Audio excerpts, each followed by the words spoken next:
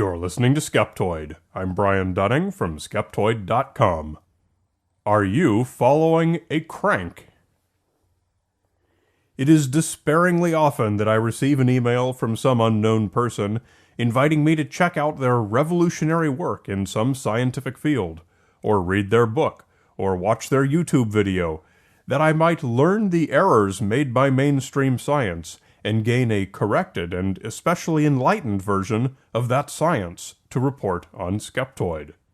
My reply is always the same. I thank them for the suggestion, but my show does not report on new or unproven or fringe theories, but on solidly evidenced mainstream ones, and if they wish for their theory to be reported on Skeptoid, then their task must be to promote it not to me, but to the scientific community, and sway them instead. If this fringe view proves correct, it will no doubt eventually win over the mainstream, at which point I will take pleasure in reporting it on Skeptoid. The reaction? Inevitably and predictably, outrage, name-calling, obscenities, frustration. I have just had another close encounter with that denizen of the dark underbelly of the scientific fringe, the crank. I want to be clear that when I talk about a crank, I don't mean to be insulting. And while that obviously sounds like a contradiction in terms, I honestly mean no more or less than the word's legitimate dictionary definition, which is, from Merriam-Webster, one who is overly enthusiastic about a particular subject or activity. Or from Wiktionary, an advocate of a pseudoscience movement. An early author on such people was Martin Gardner, who in his important 1950 article, The Hermit Scientist, used the term self-styled scientist. But when he greatly expanded this article into his 1952 book, In the Name of Science, he called a spade and went with crank. Referring to someone as a crank is not saying anything at all about the person so much as it is about their process. Crankery is where all the worst misinformation germinates and flourishes. Crankery is devoid of rigor, of peer review, of critique, and of expert analysis.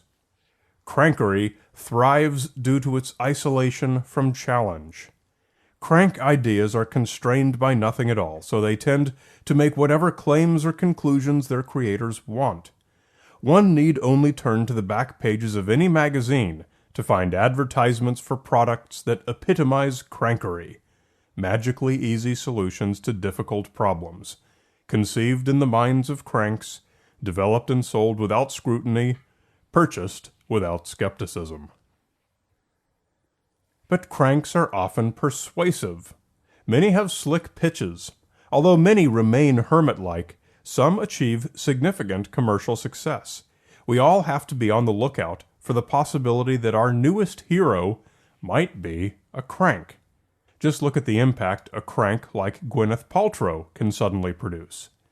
And so, inspired by Gardner's writings and refined by other authors and bloggers in the years since, I present my own list of red flags for identifying whether that person you're following might be a crank. Number 1. Cranks tend to work in isolation. This is far and away the most defining characteristic of a crank. They tend to have no formal education in whatever field they are claiming superior insight and expertise. They do not work in that field. They are not personally acquainted with anyone actually in that field. They have never shared their work or worked collaboratively with anyone in the field. Yet they see themselves as having a unique acumen. Being completely removed from a legitimate field of expertise is conducive to drifting far afield from its true knowledge base. If you want to stay abreast of the latest developments, you usually want to be part of the community. If you're not, you lack the checks and balances and corrections of peer review. Isolation is never the best way to ensure that your work is on track. Number 2. Cranks tend to be paranoid.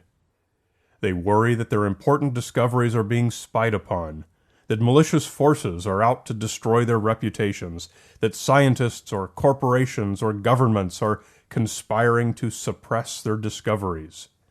Now, nobody doing legitimate science or working within the scientific method has any plausible reason to be paranoid about such things. Can any legitimate scientist recall the last time they conspired to suppress good work? Why does the crank come to such conclusions? Well, when a crank does attempt to get his paper into a conference or a publication, it is inevitably rejected because of its quality. But a crank is so convinced of his own correctness that there doesn't seem to be any rational reason for the community to dispute his work. Therefore, a conspiracy to protect the status quo and to suppress innovation seems to be the more probable explanation. Number 3. Cranks tend to consider themselves geniuses. Sooner or later, a crank learns that his work is at odds with the work done in the scientific community. Part of what makes him a crank is his tendency to rationalize this by seeing himself as the one who's able to work outside the box, who approached the problem in a new way, and who came to a conclusion nobody else was bright enough to see. His work is different not because it is wrong and because he lacks the relevant knowledge. It is different because of its utter brilliance. "I'm the only one smart enough to see this" is a pretty clear red flag. Such a mind will commonly invoke the Galileo Gambit. They say that Galileo was persecuted for his science views of heliocentrism, and then it turned out he was right. Thus, since his own science views are now being criticized, it will similarly transpire in the future that he will turn out to be right. Not only is this totally fallacious logically, it's historically untrue. Galileo didn't catch the flack from other scientists. Heliocentrism was thoroughly established and accepted by nearly all secular astronomers. He caught it from the Catholic Church for heresy, which has nothing to do with science. Number 4. Cranks tend to criticize the big names. Right after comparing themselves to Galileo, we hear, "Einstein was wrong. Darwin was wrong." Why is it always Einstein who was wrong? Why not some random unknown physicist from CERN publishing results from recent collider experiments? The reason is that Einstein is the only scientist whose name the crank knows. The crank with the alternate theory of the universe is scarcely even aware that CERN exists, or that real work is being done in the field by real scientists, and he certainly doesn't read about it or understand it. That's how he ended up in the position he's in. In real science, we're always improving our theories and fixing flaws in earlier work.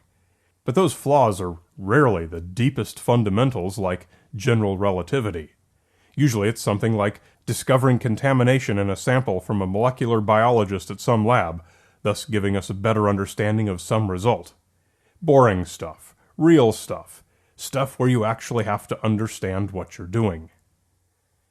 Trumpeting about having proven Einstein wrong is probably the surest sign of a crank.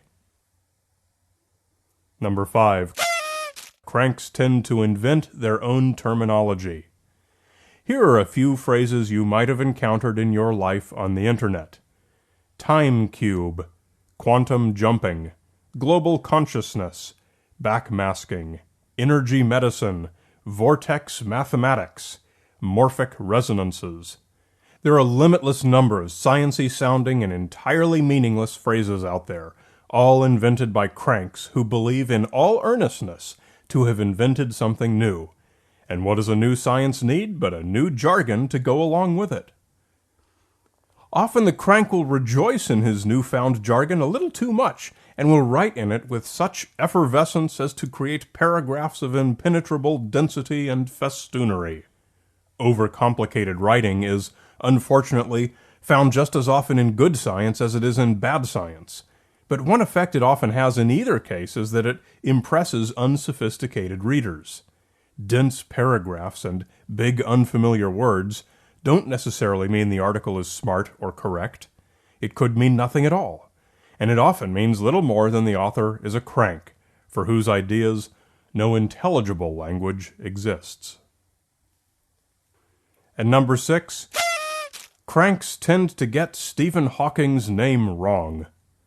I don't know why this is, but whenever I hear a pseudoscientist invoke the name of Stephen Hawking for any reason, they almost always get his name wrong. It's either Hawken, Hawkins, or Hawkings. Almost never do they get it correct as Hawking. Why? It's a mystery. Perhaps saying it right would burn their tongue. Whenever I do get this email from a crank, wanting me to read his lengthy PDF tome on a new model of physics for the universe, or whatever it is, I reflect on what it was that made him think I was likely to be receptive to it. Well, the answer is obvious. It's the association of the idea of skepticism with the title of the show, Skeptoid. He figured that I, as the skeptic, am the adversary of the mainstream and the champion of the maverick, looking to tear down the dark-aged establishment using the radiance of new ideas as my weapon. This is kind of a half-right definition of skepticism. Yes, we do want to shine the light of science on the ideas around us to see what's true and what's not. The difference is that while the crank believes the fundamentals of basic sciences are wrong, those of us who live and work in the sciences know that the core fundamentals are the most thoroughly tested and proven ideas we have.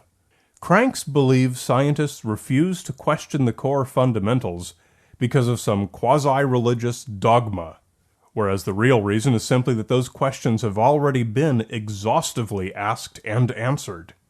Cranks don't know that, because they haven't studied in that field of science, relying instead only upon their own notions, and think they are the first to ask these questions. So they seek out others whom they expect are ideologically aligned with them about challenging the dogmatically paralyzed establishment. So I get their email, and they get angry when they learn I'm not out to prove Einstein was wrong about gravity.